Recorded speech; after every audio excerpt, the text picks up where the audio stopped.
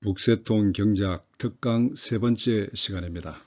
오늘의 주제는 창세기 1장 1절의 창조 질서입니다.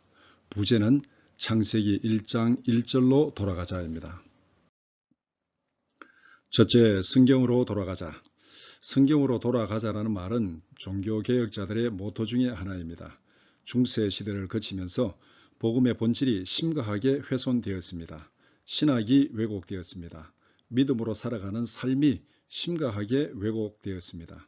복음은 사라지고 인간의 전통과 관습과 형식이 복음의 본질을 삼켜버렸습니다.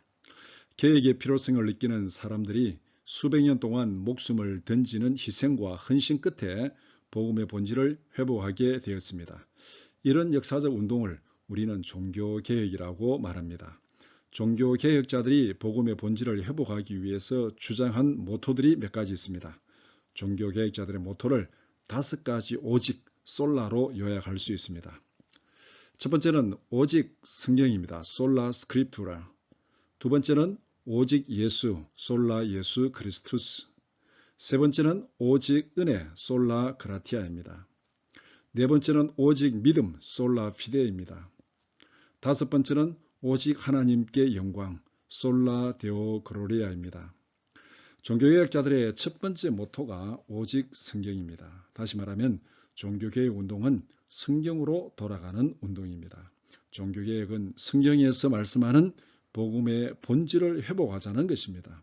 우리는 항상 성경으로 돌아가야 합니다. 그러면 성경으로 돌아가자는 말은 무엇을 의미하는가? 성경이 우리가 믿고 행동하는 모든 것의 기준이요 원칙이 되어야 한다는 말입니다. 맞는 말입니다. 그러나 이렇게 말하면 굉장히 포괄적으로 들립니다. 성경으로 돌아가자는 핵심은 무엇입니까? 성경 어디로 돌아가는 것이 가장 핵심을 파악하는 것인가? 성경이 가르치는 핵심은 무엇인가? 이 질문에 대해서 나는 창세기 1장 1절로 돌아가자고 확신을 가지고 말하고 있습니다. 왜 창세기 1장 1절인가? 북새통 경작 세 번째 특강에서는 이 질문에 대해서 설명하고자 합니다. 둘째, 왜 창세기 1장 1절인가? 창세기 1장 1절은 성경이 말씀하고자 하는 전체의 논지입니다. 성경으로 돌아간다는 말을 문자적으로 적용하면 성경에 처음으로 돌아가는 것이 당연한 것처럼 들립니다. 당연한 말입니다. 그러나 그런 의미에서 창세기 1장 1절로 돌아가자는 말은 아닙니다. 창세기 1장 1절로 돌아가야 하는 이유를 간단히 정리하면 창세기 1장 1절은 성경 전체의 첫 문장입니다. 성경은 첫 문장에서 성경 전체에서 말하고자 하는 논지를 선포하고 있습니다. 성경의 논지를 정확하게 파악하고 성경 전체를 보아야 합니다. 그런데 제가 창세기 1장 1절에 대한 부정적인 추억을 가지고 있었습니다. 고등학교 1학년 때 일로 기억하고 있습니다. 내가 교회에 출석한 지 얼마 되지 않았을 때였습니다. 그때는 학생의 헌신 예배를 드릴 때 출석을 부르고 일어나서 성경을 한 절씩 암송하였습니다. 저녁 예배 때 부모님들을 포함한 전체 성도들이 다 참석하는 자리이기 때문에 요절을 암송하는 것은 학생들에게는 상당히 심적 부담이 되는 일이었습니다. 또박또박 잘 외우는 것도 중요하지만 얼마나 좋은 성경 구절을 선택하여 외우는지도 대단히 중요했습니다. 어른들 앞에서 자신의 믿음의 정도와 색깔을 드러내는 자리라고 할 수 있습니다. 어쨌건 헌신 예배에 참석하는 학생들에게는 요절을 선택하여 외우는 것이 가장 중요하게 준비해야 할 일이었습니다. 그때 고등학교 3학년 선배 하나가 창세기 1장 1절을 요절로 암송했습니다. 교회에 출석한 지 얼마 되지 않은 나의 기억으로는 그 선배는 그 교회에서 가장 유력한 장로님의 아들이었습니다. 어릴 때부터 교회에서 자랐으니 교회에서 모르는 사람이 하나도 없었습니다. 나에게 큰 충격을 준 사건은 그 선배가 창세기 1장 1절을 암송하고 난 다음에 일어났습니다. 그 선배가 창세기 1장 1절의 암송을 미처 끝내기도 전에 모든 성도들이 큰 소리로 웃어버렸습니다. 학생들이 요절을 암송하는 일종의 긴장감이 흐르고 있는 엄숙한 예배 시간에 모든 성도들이 웃음을 터뜨린 것입니다. 내가 순간적으로 느끼는 그 웃음의 의미는 유머가 아니었습니다. 그것은 조롱이었습니다. 준비도 없이 예배에 참석해서 그렇게 무성의하게 하면 되느냐, 이런 식의 조롱이 바로 그 웃음이 주는 의미였습니다. 그때 내 머릿속에 확실히 각인된 것이 있습니다. 교회에서 창세기 1장 1절을 외우면 안 되는 것이구나. 창세기 1장 1절은 조롱을 받는 구절이구나. 그래서 창세기 1장 1절은 중요하지도 않은 성경 구절로 나의 의식과 무의식 속에 각인되어 버렸습니다. 이런 생각은 대학을 졸업하고 신학대학원을 다닐 때도 전혀 교정되지 않았습니다. 신학대학원을 졸업하고 목사가 된 다음에도 그 생각은 교정되지 않았습니다. 그런데 창세기 1장 1절을 재발견할 계기가 있었습니다. 고등학교 1학년 때 각인된 창세기 1장 1절에 대한 잘못된 인식은 목사가 된 다음 미국에 유학 가서 공부하면서 교정되었습니다. THM 과정에서 공부할 때 아브라함 카이퍼의 신학과 정치 사상이라는 과목을 듣게 되었습니다. 그 과목을 들으면서 책을 읽는 중에 창세기의 중요성을 재발견하게 되었습니다. 그 중에서도 창세기 1장에서 3장까지의 내용이 얼마나 중요한지를 발견하게 되었습니다. 그 이후에 박사과정에 들어가서 개혁주의 신학을 공부하면서 기독교 세계관에 대해서 많은 생각과 고민을 하게 되었습니다. 이런 과정을 통해서 내가 내린 결론은 창세기 1장에서 3장은 창조 질서와 기독교 세계관의 기본적인 틀을 제공한다. 그 중에서도 창세기 1장 1절은 성경 전체의 구도와 틀을 제공하는 것이다. 이 생각이 미국에서 10년 넘게 공부하는 동안 나의 신학적 틀을 형성하는 기초가 되었습니다. 확인 논문을 쓰면서 이런 생각은 신학적인 틀로 좀 더 다듬어지게 되었습니다. 창세기 1장 1절에 대한 이런 생각은 지금도 변함이 없습니다. 셋째, 창세기 1장 1절은 성경 전체의 논지입니다. 일반적으로 책이나 논문을 쓸 때 서론에서 논지를 밝히고 그것을 논리적으로 증명해 나갑니다. 마찬가지로 창세기 1장 1절은 성경 전체의 논지를 선포하는 말씀입니다. 창세기 1장 1절은 성경 전체의 유전자 정보를 담고 있는 줄기세포다, 이렇게 말할 수 있습니다. 뿐만 아니라 창세기 1장 1절이 믿어지면 성경에서 믿지 못할 사건은 하나도 없습니다. 창세기 1장 1절의 사건은 성경에 기록된 그 어떤 기적과 능력보다도 더 크고 위대한 것입니다. 아무것도 없는 무에서 천지 만물을 창조하신 사건보다 더 크고 위대한 사건은 그 어디에도 없습니다. 창세기 1장 1절의 창조 사건에 비교하면 죽은 자를 살리는 것, 물리로 걷는 것, 오병이의 기적과 같은 사건은 기적이라고 할 것도 없습니다. 신구약 성경은 창세기 1장 1절에 대한 보충 설명입니다. 구약은 율법과 선지자를 통하여 인간의 삶이 창세기 1장 1절의 원칙에서 어떻게 벗어나는지를 계속 책망하고 지적합니다. 신약은 예수님과 성령의 사역을 통해서 인간의 삶이 창세기 1장 1절의 원칙에 맞게 회복하기 위한 구체적인 방법을 말씀합니다. 창세기 1장 1절은 하나님께서 창조하신 세상의 근본 질서를 보여줍니다. 타락한 세상을 바로잡기 위해서는 먼저 세상에 대한 올바른 기준이 있어야 합니다. 기준이 있어야 무엇이 바른지 무엇이 그른지를 알 수 있습니다. 창세기 1장 1절은 일그러진 세상을 바라보고 평가하는 기준을 제시합니다. 이런 면에서 창세기 1장 1절은 성경 전체의 논지임과 동시에 창조 세계를 보고 평가하는 나침반입니다. 넷째, 창세기 1장 1절은 성경적 세계관의 기본 구조를 말씀합니다. 하나님이 세상을 창조하셨습니다. 하나님이 주어입니다. 창조하셨다가 동사입니다. 천지를이 목적어입니다. 하늘과 땅과 그 가운데 있는 만물을 창조하신 주어는 누구입니까? 하나님은 우주 만물을 창조하신 주어이며 창조의 주인입니다. 인간과 세상은 어디에 속합니까? 목적어에 속합니다.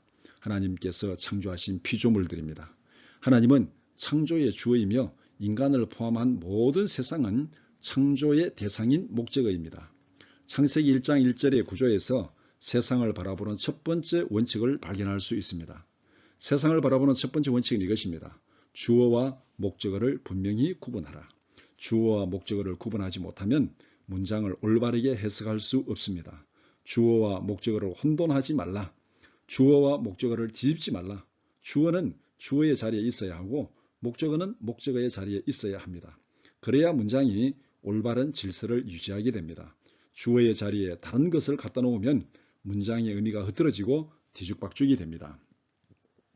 우리가 살고 있는 세상이 뒤죽박죽이 된 이유가 바로 여기에 있습니다. 주어의 자리에 엉뚱한 것들을 올려놓고 있습니다. 세상을 창조하신 주어는 누구입니까? 하나님이 창조의 주어이며 세상의 주인입니다. 주어인 하나님의 자리에 다른 어떤 것을 올려놓으면 질서가 뒤집어진 것입니다. 왜냐하면 하나님을 제외한 나머지 모든 것은 목적어에 속한 것입니다. 모든 피조물은 본질적으로 창조의 주어가 될 수 없습니다. 주어가 될 수 없는 것들이 주어의 자리를 차지하고 있기 때문에 세상이 뒤죽박죽이 된 것입니다. 주어와 목적어가 뒤집어지면 안 됩니다. 그러나 창조 이후에 인간들은 끊임없이 주어와 목적어를 뒤바꾸려고 시도했습니다. 주어와 목적어를 뒤바꾸려는 시도가 창조 질서의 타락입니다. 타락의 역사는 최초의 인간 아담에서부터 시작됩니다.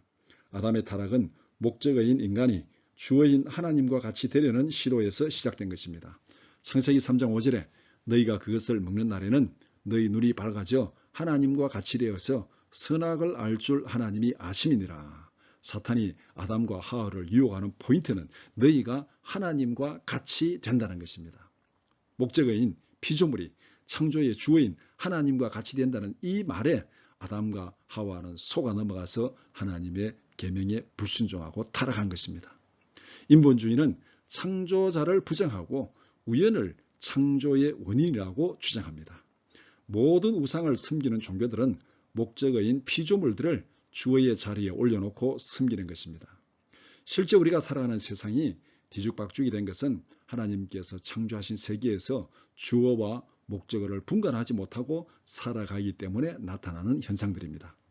성경을 떠난 여러 종류의 세계관은 주어의 자리에 하나님 이외에 다른 것을 올려놓은 것입니다. 인간이 주어의 자리를 차지하면 인본주의 세계관이 됩니다. 자연이 주어의 자리를 차지하면 자연주의 세계관 혹은 범신론적 세계관이 됩니다. 여러 종류의 거짓 우상 종교들은 모두가 목적어인 피조물들을 주어의 자리에 올려놓고 섬기는 것입니다. 여러 종류의 세속적 가치관도 마찬가지입니다. 황금만능주의는 돈을 하나님의 자리에 올려놓고 섬기고 살아가는 삶의 방식입니다. 다섯째, 성경은 창세기 1장 1절에 대한 보충 설명입니다. 구약이 창세기 1장 1절을 보충 설명합니다. 구약의 역사서와 선지서에 나타난 이스라엘 백성들의 특징은 주어를 잊어버린 것이었습니다. 하나님을 떠나서 이방의 우상을 섬겼습니다. 우상들을 주어인 하나님의 자리에 올려놓았습니다. 이스라엘 백성들은 주어와 목적어를 뒤바꿈으로 창조 질서를 뒤집어 놓았습니다. 하나님께서 수많은 선지자들을 보내서 경고하고 책망한 내용이 무엇입니까? 주어의 자리에 하나님 이외에 다른 어떤 것도 올려놓지 말라는 것입니다. 이것은 출애굽기나 신명기부터 지속적으로 강조한 내용입니다. 결과적으로 구약의 모든 내용은 창세기 1장 1절의 질서를 바로잡으라는 경고의 말씀입니다. 신약이 창세기 1장 1절을 보충 설명합니다. 신약의 중심 주제는 예수 그리스도입니다. 예수님께서 왜 이 땅에 오셨습니까? 예수 그리스도는 창조의 원칙에서 벗어난 인간을 구원하기 위해서 이 땅에 오셨습니다. 예수님은 인간의 불순종으로 흐트러진 창조 질서를 바로잡기 위해서 하나님이 친히 이 땅에 오신 것입니다. 예수님은 창세기 1장 1절의 질서를 바로잡기 위해서 하나님께서 인간의 몸을 입고 이 땅에 친히 오셨습니다. 그 예수님의 사역을 설명하는 것이 신약 성경이고 구원의 길을 제시하고 있습니다. 이런 면에서 예수 믿고 거듭난다는 것은 세상을 바라보는 안목이 달라지는 것입니다. 다른 말로 말하면 거듭남은 세계관의 변화입니다. 내 삶의 모든 영역에서 주어의 자리를 하나님께 되돌려 드리는 것입니다. 거듭남은 하나님을 내 삶의 주인으로 섬기며 순종하며 살아가는 삶입니다. 거듭남은 나의 삶에서 목적어가 차지하고 있던 주어의 자리를 하나님께로 되돌려 드리는 것입니다. 성령의 사역은 말씀의 원리를 깨닫게 하는 것입니다. 성령은 우리의 삶의 현장에서 하나님의 질서를 깨닫게 하고 회복시키는 사역을 하십니다. 거듭남은 타락으로 흐트러진 창조적 세계관을 회복하는 것입니다. 복음화는 이 세상을 뒤죽박죽으로 만든 세계관을 바로 잡아가는 과정입니다. 여섯째, 우리는 세계관의 전쟁터에 살고 있습니다. 우리가 살아가는 삶의 현장은 세계관의 전쟁터입니다. 세상은 성도를 세속화시키려고 우는 사자와 같이 날뛰고 있습니다. 할 수만 있으면 하나님의 자리에 다른 것을 올려놓으려고 몸부림을 치고 있습니다. 드라마를 통해서 선포되는 가치관이 가장 쉽게 볼 수 있는 현상입니다. 성도의 사명은 질서가 흐트러진 타락한 세상을 복음화시키는 것입니다. 하나님의 자리를 차지하고 있는 모든 거짓 주어들을 걸러내야 합니다. 주어의 자리를 하나님께 돌려드려야 합니다. 전쟁터는 한가한 곳이 아닙니다. 세계관의 전쟁터는 복음화시키느냐 세속화되느냐의 치열한 전투가 벌어지는 곳입니다. 세계관의 전쟁터에서 승리하기 위한 구체적인 전략은 무엇입니까? 전쟁에 승리하기 위해서는 복음로를 확보해야 합니다. 세계관의 전쟁터에서 가장 중요한 복음로는 보고 듣는 것입니다. 세계관의 전쟁은 보고 듣는 것을 장악하는 쪽이 전세를 유리하게 이끌어갑니다. 보고 듣는 것이 우리의 세계관을 변화시킵니다. 로마서 10장 17절 믿음은 들음에서 나며 들음은 그리스도의 말씀으로 말미암았느니라. 무엇이 우리의 눈과 귀를 지배하고 있습니까? 예수님은 먹는 것보다 보고 듣는 것이 더 중요하다고 말씀합니다. 먹는 것은 사람을 더럽게 하지 못하지만 보고 듣는 것은 그 사람을 더럽게 한다고 말합니다. 복음화는 우리의 눈과 귀를 하나님께 드리는 것에서부터 시작됩니다. 믿음의 삶은 보고 듣는 것을 하나님께 집중하는 것에서부터 시작됩니다. 우리가 살아가는 하루의 일과를 점검해 보면 무엇이 우리의 눈과 귀를 장악하고 있습니까? 우리의 눈과 귀를 어디에 많이 빼앗기고 있습니까? 하나님의 말씀을 읽고 듣고 묵상하고 기도하는 시간이 더 많습니까? 아니면 타락한 가치관에 오염된 드라마를 보고 세상에 이런저런 얘기를 듣는데 우리의 눈과 귀가 더 많이 장악되고 있습니까? 복음하냐 세속하냐, 우리의 눈과 귀가 어디에 점령되고 있느냐, 거기에 따라서 결판납니다. 일곱째, 개혁은 깨어진 창조 질서를 바로잡는 것입니다. 우리가 살고 있는 세상은 뒤죽박죽이 된 세상입니다. 정치 현상을 보든지 사회적 현상을 보든지 문화적 현상을 보든지 우리가 살아가는 삶의 모든 기본 원칙들이 혼란하고 뒤집어진 것들이 한두 가지가 아닙니다. 거의 다입니다. 하나님께서 우리를 성도로 부르신 목적은 죄로 타락한 세상을 구원하라고 부르신 것입니다. 베드로전서 2장 9절에 그러나 너희는 택하신 족속이요 왕같은 제사장들이요 거룩한 나라요 그의 소유가 된 백성이니 이는 너희를 어두운 데서 불러내어 그의 기이한 빛에 들어가게 하신 이의 아름다운 덕을 선포하게 하려 하심이라. 구원은 죄로 인하여 뒤죽박죽이 된 세상을 바로잡는 것입니다. 이것을 우리는 회복이라고 말합니다.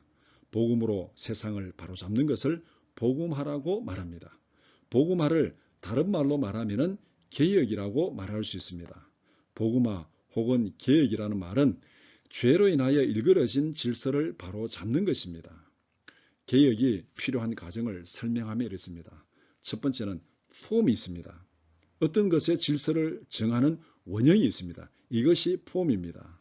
두 번째는 이 폼이 깨어진 것입니다. 디폼입니다. 어떤 이유로 인하여 원래의 질서가 깨어지고 흐트러졌습니다. 이 흐트러진 질서를 바로잡는 것이 리폼입니다. 원래의 상태로 회복하고 되돌리는 것, 이것이 개혁입니다. 쉽게 얘기하면 우리가 양복을 생각하면 됩니다. 양복을 잘 세탁해서 처음 입을 때는 아주 깔끔하고 깨끗하고 줄이 쫙 서 있습니다. 그런데 그 양복을 오랫동안 입다 보면은 줄도 다 흐트러지고 또 때도 묻고 그렇게 해서 원래 폼이 완전히 망가졌습니다. 디폼입니다. 그러면 어떻게 되겠습니까? 이 양복을 세탁소에 가서 세탁하고 또 줄을 다시 잡아야 됩니다. 이것이 리폼입니다. 그러니까 개혁은 원래 폼이 뭔지를 알고 그 폼이 어떻게 흐트러졌는지 파악해서 원래 폼으로 되돌리는 것, 이것이 리폼, 개혁, 그 다음에 회복, 이렇게 말할 수 있습니다. 흐트러진 세상을 바로 세우기 위해서는 원래의 질서가 무엇인지를 알아야 합니다. 원본이 없는 회복은 없습니다. 오늘날 정치인들이 개혁이라는 말을 많이 쓰는데 개혁은 현재의 질서를 고치거나 깨어 부수는 것이 아닙니다. 개혁은 현지에 일그러진 질서를 원본에 맞게 다시 고치는 것입니다. 그렇기 때문에 원본에 대한 분명한 그림이 없는 개혁은 처음부터 잘못된 것입니다. 흐트러진 세상을 바로잡기 위해서는 먼저 세상을 바라보는 올바른 안목이 있어야 합니다. 기준이 있어야 무엇이 바른지 무엇이 그른지를 알 수 있습니다. 창세기 1장 1절은 세상을 바라보는 가장 근본적인 기준을 제시합니다. 창세기 1장 1절은 일그러진 세상을 탐험하는 나침반과 같은 것입니다. 성경적인 관점에서 세상을 바라보는 안목이 흐트러진 세상을 바로 세우는 출발점입니다. 흐트러진 것이 보이지 않으면 결코 고칠 수가 없습니다. 잘못된 것이 눈에 보이게 되면 고치게 됩니다. 따라서 세상과 인생을 바라보는 성경의 관점이 회복의 출발점입니다. 창세기 1장 1절이 제시하는 세계관은 우리가 살아가는 삶의 기본 원칙을 제시합니다. 뿐만 아니라 성경적 세계관은 우리의 삶이 나아갈 방향을 제시합니다. 성경적 세계관은 흐트러진 우리의 삶의 모습을 바로잡는 역할을 하게 됩니다. 성경적 원칙을 가지고 우리의 삶의 전 영역을 바라볼 줄 아는 안목을 길러야 합니다. 이런 성경적 원리와 원칙은 정치, 경제, 사회, 문화, 교육 등 모든 영역에 적용되어야 합니다. 지금까지 말씀드린 내용을 요약해 봅시다. 하나님이 만드신 창조 질서를 회복하라. 하나님이 주어입니다. 창조하시니라가 동사입니다. 천지를이 목적어입니다. 하나님이 천지를 창조하셨습니다. 하나님이 창조의 주인입니다. 하나님이 세상의 주어입니다. 하나님 이외에 어떤 것도 주어가 될 수 없습니다. 하나님 이외의 모든 것은 목적어입니다. 하나님의 피조물입니다. 세상을 바라보는 성경적 세계관의 첫 번째 원칙은 이것입니다. 하나님이 주어이며 나머지는 전부 목적어입니다. 이 원칙을 가지고 세상을 바라보시기 바랍니다. 그러면 무엇이 잘못되었는지 보일 것입니다. 그러면 무엇이 회복되어야 할지 보일 것입니다. 그러면 우리의 삶의 비전이 보일 것입니다. 하나님이 주어이며 나머지는 전부 목적어입니다. 이 원칙부터 실천하는 우리 모두가 되어야 합니다. 나의 삶에서 주어와 목적어를 뒤집지 말라. 내 삶의 모든 영역에서 하나님의 주권을 인정하라. 하나님의 주인 되심을 인정하라. 생각하고 결정하는 모든 과정에서 하나님의 인도하심에 순종하라. 하나님을 주어로 섬기고 살아가는 삶이 믿음의 삶이요 하나님께 헌신하는 삶입니다. 이 땅에 하나님의 나라가 이루어지게 하소서. 이것이 주님께서 가르치신 기도의 핵심입니다. 하나님 나라의 핵심은 하나님이 주인 되시는 하나님의 주권입니다. 그래서 성경은 먹든지 마시든지 무엇을 하든지 창조자 하나님을 주어로 모시고 하나님의 영광을 위해서 살아가라. 그렇게 말씀합니다. 이것이 창세기 1장 1절의 창조 질서로 돌아가는 삶의 방식입니다.